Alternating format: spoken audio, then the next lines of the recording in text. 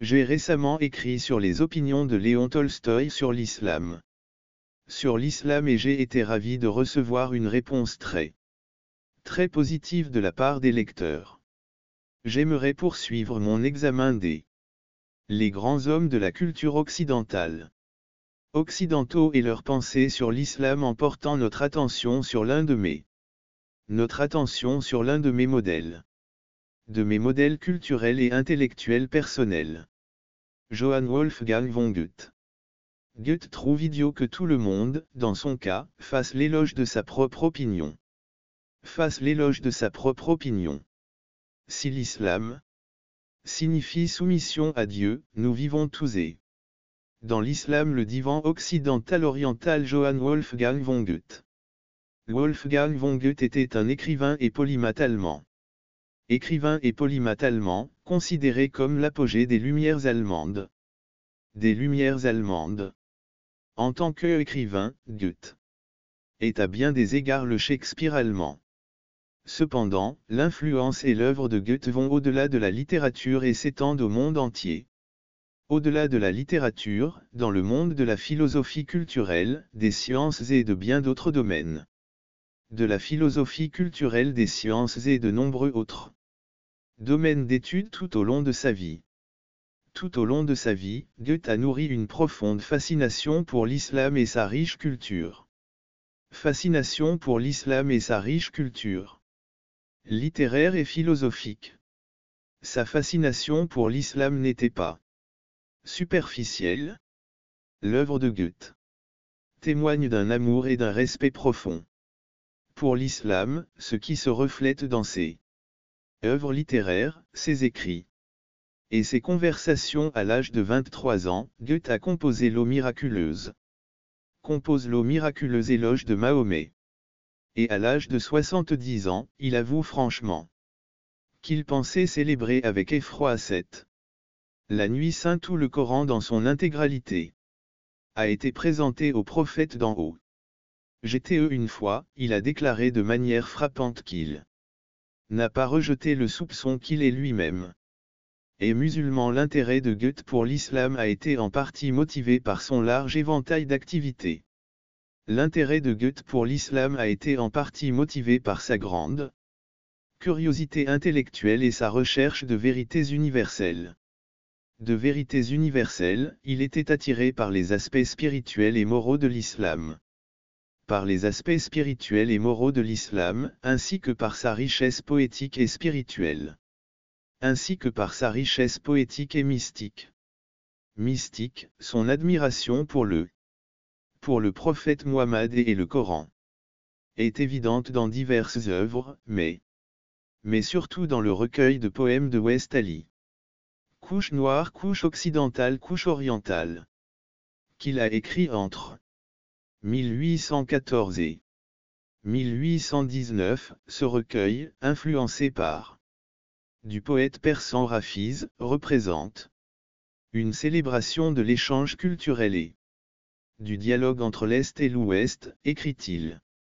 Urshsil dinde kent use ken orin. Yudenten, celui qui se connaît et connaît les autres comprendra que l'Est et l'Ouest ne peuvent être séparés. Ce vers incarne sa croyance en l'inséparabilité de l'Orient et de l'Occident. L'inséparabilité des cultures orientales et occidentales. Illustrant sa vision d'une expérience humaine unifiée à travers le monde. D'une expérience humaine unifiée au-delà des les frontières culturelles et religieuses. Ce qui est un point de vue souvent parmi les penseurs européens. Goethe et Mohammadé. L'admiration de Goethe pour le prophète Mohammadé est un autre aspect important de son engagement envers l'islam. De son engagement avec l'islam, il a exprimé dans son poème Mohammed, le chant de Muhammad, dans lequel le prophète est dépeint comme une force dynamique et transformatrice de la nature dans ce poème. Goethe décrit Muhammad dans ce poème et comme un ruisseau puissant qui part d'une petite source et se transforme en un fleuve puissant, symbolisant le voyage spirituel du Le voyage du prophète et l'immense impact de son message sur l'humanité. L'impact de son message sur l'humanité du monde. L'une des analyses les plus détaillées du poème provient du philosophe allemand Georg Wilhelm Friedrich Hegel. Dans son analyse, il explique le poème, disant ainsi l'audacieuse ascension, la propagation rapide de la religion de Muhammad, de sa religion et l'unification de tous les peuples. L'unification de tous les peuples sous une seule religion. De Goethe à travers le symbole de la puissante rivière de Goethe. La correspondance personnelle et les réflexions de Goethe. La correspondance personnelle et les réflexions de Goethe témoignent de son profond respect pour le Coran. Respect pour le Coran dans ses conversations avec Johann Peter Hesse Hermann. Johann Peter Hesse Hermann Goethe. L'éloge. Le Coran, remarque Goethe, est un livre de révélation. Pour les hommes de tous les temps et de tous les. En tout lieu. Cette déclaration souligne ça. Du Coran comme une source éternelle et universelle. Source éternelle et universelle. De sagesse éternelle et universelle, bien au-delà de la Bible. Goethe connaissait mieux le Coran que tout autre texte religieux. Que tout autre texte religieux, il a lu le Coran plusieurs fois et a même écrit plusieurs sourates en arabe. Plusieurs sourates en arabe, il a compilé. Il a compilé plusieurs essais de critique sous le titre « Quran as a » et a écrit plusieurs sourates en arabe. Sous le titre « Quran as a » un carge résumé. Le contenu du Coran, ce texte qui semble avoir été étudié dans au moins 2 plateaux du Coran sont actuellement conservés au Goethe Museum de Berlin. Au musée Goethe de Düsseldorf. Goethe et la tradition spirituelle. L'approche de l'islam par Goethe ne s'est pas limitée à une approche intellectuelle, mais aussi spirituelle. Il a également été influencé par la tradition soufie de l'islam, qui met l'accent sur le mysticisme et l'expérience directe. Mystique et l'expérience directe du divin. Les thèmes de l'amour, de l'unité et de la recherche de la vérité dans la poésie soufie ont profondément marqué les esprits. De la recherche de la vérité dans la poésie soufie. Cette influence se manifeste le plus clairement dans ses dernières œuvres où il a souvent exploré les thèmes de l'amour divin et de la recherche de la vérité. Où il explore souvent les thèmes de l'amour divin et de l'effort humain. Goethe a acheté les manuscrits arabes originaux de Rumi. Les manuscrits arabes originaux de Rumi. Hafsa Sadi Atar Courant Tefsir du Arabian. Arabe, un dictionnaire turc et bien d'autres. Publications relatives à l'islam et à la tradition soufie. En parlant de la salle GTE. Reconnaît l'appel d'Allah et ses bénédictions. Bénédictions déjà appelées. Chapelet mahométan. Qui loue le nom d'Allah avec 99. Les qualités d'une telle louange sont litanie d'affirmation et de négation. Les qualités renvoient à l'incompréhensible. Lettre de l'USN celui qui prie s'émerveille. Obéit et calme la oui. 759 Canapé Ouest-Est Goethe et la tradition chrétienne. La tradition chrétienne est utile pour comprendre l'engagement de Goethe à l'égard d'Islam comme un reflet. Comme un reflet de sa philosophie humaniste plus large. Philosophie humaniste plus large, il croyait profondément à l'expérience humaine. L'expérience humaine et l'importance de l'échange culturel. De l'échange culturel, ses œuvres encouragent le dialogue entre les différentes cultures et religions différentes, prônant la compréhension et le respect mutuel. La compréhension et le respect mutuel. Entre l'Occident chrétien et l'Orient. L'Orient musulman dans un monde qui souvent divisé par l'hostilité et l'incompréhension. L'hostilité et l'incompréhension entre les différences religieuses et culturelles, vos réflexions sur l'islam nous rappellent la puissance et l'unité. Et de l'unité par la reconnaissance. Par la reconnaissance mutuelle et le dialogue. Cependant, ce faisant, la GTE n'a pas manqué de critiquer le christianisme. Goethe a déclaré que la doctrine de l'Église est un grand nombre d'absurdités. Dans la doctrine de l'Église, il rejetait la vision chrétienne de Jésus comme divin et affirmait qu'il n'y avait pas d'autre choix que celui de l'Église. Jésus comme divin et affirme l'unité de Dieu dans le poème de son canapé. Jésus se sentait épuré. Pensait calmement qu'il n'y avait qu'un seul Dieu qui s'est fait Dieu offense sa sainte volonté. Cette droiture doit transparaître. Mahomet aussi n'a atteint que le terme de l'unique. Il a maîtrisé le monde entier. 6288 et ainsi de suite, en plus de Jésus et de Mahomet. Et dans le divan Est-Ouest, Goethe appelle aussi. Appelle Abraham, Moïse et David. Comme représentants de l'unité de Dieu. Goethe n'aimait pas du tout le symbole de la croix. Le symbole de la croix, il a écrit, et ainsi vous venez avec un signe que, parmi tous les hommes, il y a des gens qui ne sont pas d'accord. Venez avec un signe qui, parmi tous les autres, me déplaît le plus. Que je déteste par-dessus tout.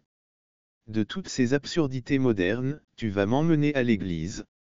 Vous allez m'emmener dans le comté. Dois-je, dans toute ma raideur, chanter sur 2 morceaux de bois croisés. UNNDNN. DUNN Mim Lin Bijeng Moder Macmir. On a apporté Enéar. X Véchin tout Vérof X Véchin Saint-Jean on Sagen. Le monde huile DIY Sum Go Macan Sol Chingem. Mère Biltem Hall sans fin dans le poème. Les 7 dormeurs de sa couche Goethe se réfère à Jésus, le prophète. Depuis de nombreuses années, Éphèse honore les enseignements du prophète Jésus, la paix. Au bon W. 6269 Les réflexions de Goethe sur l'islam révèlent un profond respect pour ses traditions spirituelles, morales et littéraires. Traditions spirituelles, morales et littéraires. Ses écrits, en particulier. Poméranie occidentale. Admiration pour le Coran et le prophète Mahomet. Et l'engagement de Goethe envers l'islam est là. L'engagement de Goethe en faveur de l'islam témoigne de sa curiosité intellectuelle et de sa quête de vérités universelles. Au-delà des frontières culturelles et religieuses. Goethe reste donc une figure importante dans la promotion d'une d'une compréhension et d'une appréciation plus profonde de l'islam dans le monde occidental. L'œuvre de Goethe a également influencé le monde musulman. En effet, le pont construit par Goethe va dans les deux sens. Cette influence est particulièrement évidente dans l'œuvre de l'un des plus importants poètes et penseurs musulmans les plus importants du XXe siècle, Muhammad Iqbal. Publication de Bâle. 1924 Payam Mashku 3 Karu au plus. Moins le message de l'Orient est étroitement lié au message de l'Occident de Goethe. Le message de l'Est est étroitement lié à celui de Goethe, le slave occidental, dans son canapé. Goethe se lamente sur l'Occident qui est devenu trop matérialiste en Europe et Iqbal positionne son œuvre comme l'importance de la morale, de la religion et de la civilisation. De la religion et de la civilisation, en soulignant la nécessité de cultiver les sentiments, la passion et le dynamisme. Il affirme que l'homme ne pourra jamais aspirer à dimension supérieure s'il n'apprend pas la nature de la spiritualité et de l'amour de soi. Le voyage ouest-est de Goethe a eu une profonde influence sur mon propre mouvement vers la spiritualité. Influence sur mon propre mouvement vers l'islam. L'islam à travers mes études à l'université. Et en façonnant mes pensées sur l'islam dans les années qui ont précédé. Sur l'islam dans les années qui ont précédé mon entrée dans l'université. J'avais toujours 3 livres sur mon bureau. 3 livres, la Bible, le Coran et le livre occidental. Le divan oriental de Goethe. J'espère que la richesse des écrits et des réflexions de Goethe sur l'islam sera plus largement lue et comprise. sera plus largement lue et comprise par les musulmans et les chrétiens. L'Orient et de l'Ouest se trouve au sommet de la grande tradition culturelle de l'Europe occidentale et de l'Europe du Sud-Est. Des grandes traditions culturelles de l'Europe occidentale et de l'Europe du Sud-Est. Et pourtant, dans ses pensées les plus profondes, il se voyait au moins spirituellement et intellectuellement un musulman, même s'il ne le pratiquait pas extérieurement. Même s'il ne le pratiquait pas extérieurement.